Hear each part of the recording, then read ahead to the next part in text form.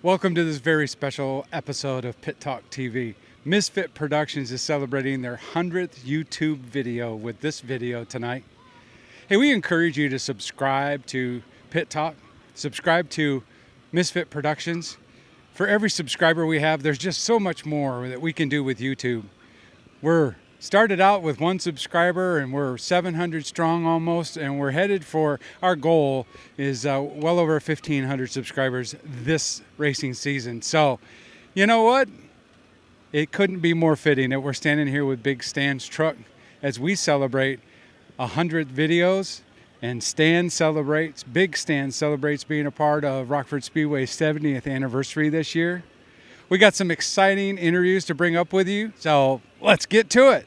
It's a great joy. I'm standing here with Jeff Stringer. Jeff plays a very important role here at the Rockford Speedway. We asked him to come and be on PitTalk TV tonight. First off, Jeff, Yes. How long you been coming out here to the Rockford Speedway?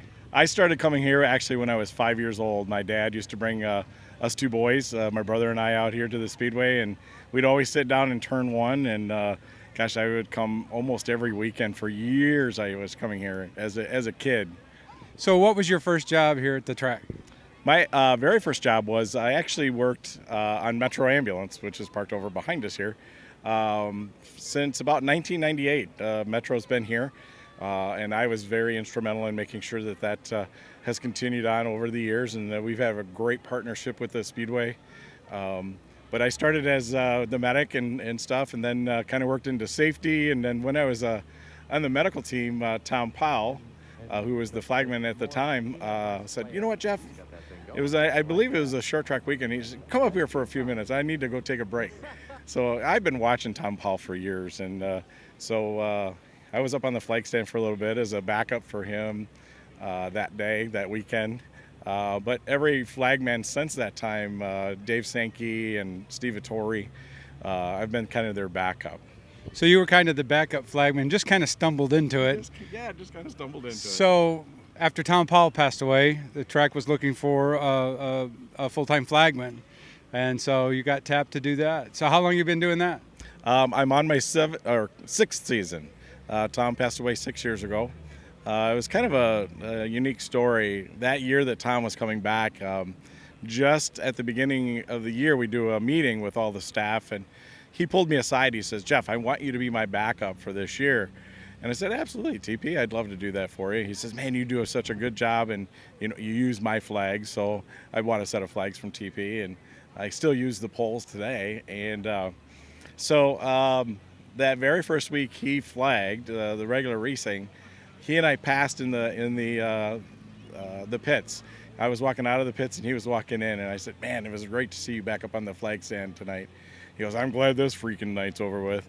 Uh-huh. And those were the last words he said to me. The following Friday he had a heart attack, and then the following week he passed.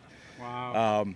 So the day after he had his heart attack, Greg McCarnes called me up and says, "Hey, Jeff, can you flag tonight?" I go, "Yeah, I should be able to," not knowing what had happened.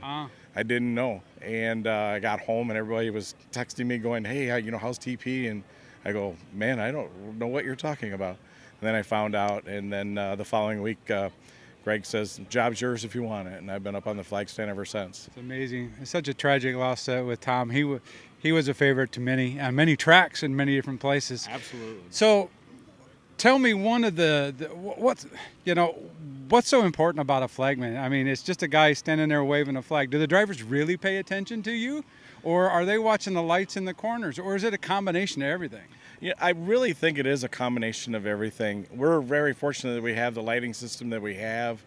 I think that's a very good early warning system, to let the drivers know. It's very bright, it's very visible. But the flagman also has a pretty important job of making sure that traffic that's slower is getting out of the way of the leaders that are coming up to them, and those types of things. So it's just it's those things that the flagman does. The one lap to go. It kind of sets the pace of the final lap, and then the checkered flag. Making sure everybody's under control after the race is over with. So well, I know that everybody watches I watch flagmen. It's always my thing, and not many people will probably know what you're doing, but when you've got that black flag in your hand and you're leaning out over the track and you're pointing with that flag to the wall at this guy, what are you telling him to do? I'm telling him to stay in his lane. He is crossing the line and he's chopping other traffic, and that's a no-no. You got to stay in your lane. If you've got somebody who's coming up on you that is challenging you for position, you have to hold your position. He has to come around you. But you've got to give him that opportunity, and when you chop or you're coming out of the corner tight, that's not a good way to race. It's actually a very poor way to race. I used to watch Tom get really animated up there. I'd see Tom with the flag, and he'd tap his head with that flag. Use your head, guys. And then he'd get down there. I actually watched Tom one night get down off the flag stand in a roadrunner race, stop the roadrunners on the track, and walked out with his flag and whacked the front of a roadrunner. And he says, "You, use your head." Yeah. Now, I don't see you doing that, but I do see you down on the track, and you're high-fiving the guys before the race starts and all that. When you lean in, what are you telling them before the race starts? We're all done with opening ceremonies. Basically, what I'm doing is I'm making sure that they're race ready. Making sure that they have their helmet on, their communication system is on, making sure that their car is running, and making sure that they're ready to race, because they've been getting ready while the opening ceremonies have been happening. And now the short trackers just want to do the high five thing too, which is really cool. Yeah. But as far as I know, I'm the only one that does. I just give them a fist bump, and make sure they're ready to race. And I've done that. I've done that from day one. That's kind of just my little staple, that I do. It's awesome. I was thinking about a little while ago. The race starts with you and ends with you. You tell them when to go and you tell them when it's over. That's right. Jeff, hey, thanks for coming by. Absolutely. Thanks for visiting with us, and we love having you up on the flag stand. I love being there. I really do. We know you do. It shows. One of the things that I do every race night is, and people don't understand why I wear this white band. It's a white piece of tape. Tom Powell used to do this every race night. And everybody thought maybe he had a wrist problem or something. No, I'm gonna write down car numbers of people I'm gonna talk to after the race. How about that? And that's exactly why I always thought he was supporting his wrist. Well, Jeff, thank you so much. What a pleasure to have you on PitTalk TV tonight. Thank you for letting me go. Thank you. All right. Appreciate it. This is going to be exciting, folks. I'm here with Billy McCoy. First off, Billy, congratulations on your heat win tonight. Thank you. I appreciate it. And Thank you. Also, what is so special about tonight was 40 consecutive years of short track racing. Yes, sir. And your first race out tonight came up with a heat win. Yes, sir. Congratulations. Well, thank you very much. I appreciate it very much. This is it's been our life for a long time, and I really wish my mom and dad could have been here, but they were here with me. They were riding with me. And Bob, my absolutely. friend Bob, he was a great man, and I said he's helped us a lot. And what we're talking about here, folks, is this advertisement right here, and we want to make sure that we have this in here. Machine Tech. And what Billy and I didn't know, but this man Bob Hester, was a friend of both of ours, and we didn't know it. Right. I'd known Bob Hester since I was 10 years old, and Billy's known him a whole lot longer. I don't know. I've known him a while, but we're trap shooting friends, You guys are shooting buddies. Yes, sir. Yes. And Bob was a teacher of mine, a mentor of mine, and he and I did a whole lot of stuff together when I was growing up. And we lost Bob just a few weeks ago, and Bob passed away. So Billy's got on his car. Thank you to Bob. And we're going to title this episode tonight, Got One for Bob. That sounds great. Isn't that awesome? Fantastic. So, Absolutely. Tell me what driving tonight versus 40 years ago, has anything changed? With these cars, not much. They're a little faster. Not any harder or easier or whatever to drive. Being 63 years old and out of shape really bad makes it hard, but it's pretty much the same as it was back in the day when we, Brett and I raced against each other and raced against a lot of these guys, obviously. So do you remember your first car? Yeah, my very first race car? Yeah, 40 years ago, what was your first car? Well, it was a 1968 Chevelle Super Sport. Sweet car. Yep. Guy gave it to me, and I started in 1978 with it. So, yeah, that's a long time ago. So in the span of 40 years, hit some of the highlights of some of the awards you've won. Well, I was track champion in '96, I believe it was. I got second in a short track championship one year. And the highlights for me was when my son Brett started racing with me. We raced against each other, and it was the Brett and Billy show for a while.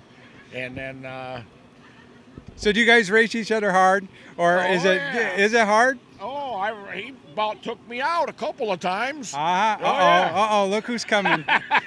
The Brett and Billy show. We're talking about you guys racing together. Folks, this is Brett McCoy supporting his dad tonight in his heat win, and we've been talking about Bob Hester tonight, and Bob was a great friend to not only Billy but Brett. Yep.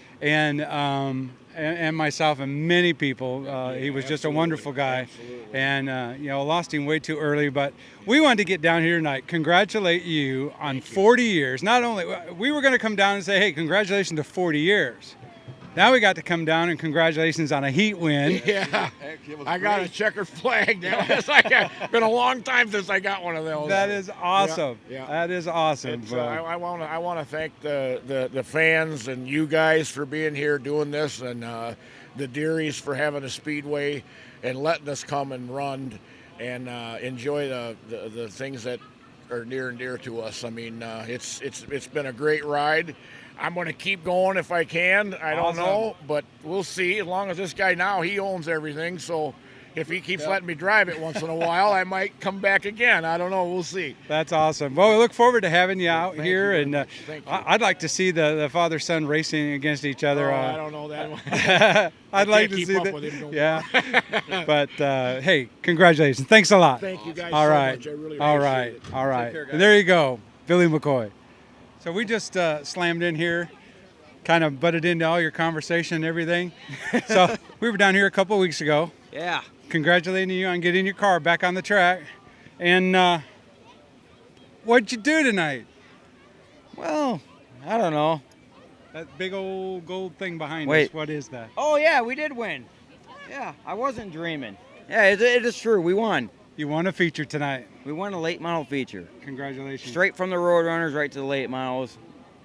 Feature winner. How's that feel, man? It's amazing. We burned to the ground how many months ago, and we won. By the end of the season. That's all we wanted to do was win a race. I mean, that's it. Yep. A lot of guys helping out. Oh, a ton of guys helping out. A lot of guys helping out. Yeah. Yep, absolutely.